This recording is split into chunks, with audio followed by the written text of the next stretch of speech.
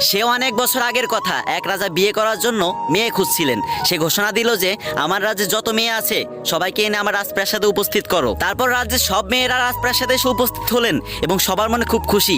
সবাই ভাবতেছে রাজা যদি আমাকে বিয়ে করে তাহলে আমি এই রাজ্যের রানী হব, আমি কত সুখী না হব। তারপর রাজা প্রত্যেকটা মেয়ের হাতে একটি গোলাপের বীজ ধরিয়ে দিলেন আর বললেন যে মেয়ে 6 মাসের মধ্যে এই গোলাপের বীজ থেকে গোলাপ ফুল তৈরি করতে পারবে আমি তাকেই বিয়ে করব, সেই হবে আমার রানী। 6 মাস পরে এসে সব মেয়েরা রাজপ্রাসাদে উপস্থিত হলেন। কারো হাতে লাল গোলাপ, কারো হাতে হলুদ গোলাপ, কারো হাতে সাদা গোলাপ ছিল, কিন্তু শুধু একটা মেয়ের হাতেই কোনো গোলাপ ছিল না, রাজার দেয়া সেই বীজটি ছিল। মেয়েটি প্রাসাদের এক কোনায় দাঁড়িয়েছিল। তখন রাজামশাই তাকে বলল, এই মেয়ে এদিকে আসো।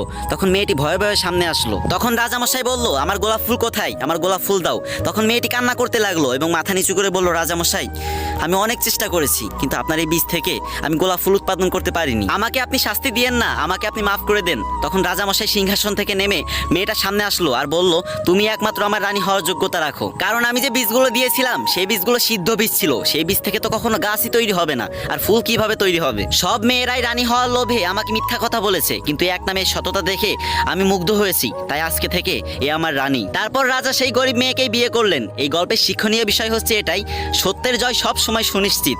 ভাই রোদের ভিতরে অনেক কষ্ট করে ভিডিও করি, যদি ছোট ভাই মনে করে কয়েকবার কপি লিঙ্ক করে দিতেন অনেক খুশি হতাম।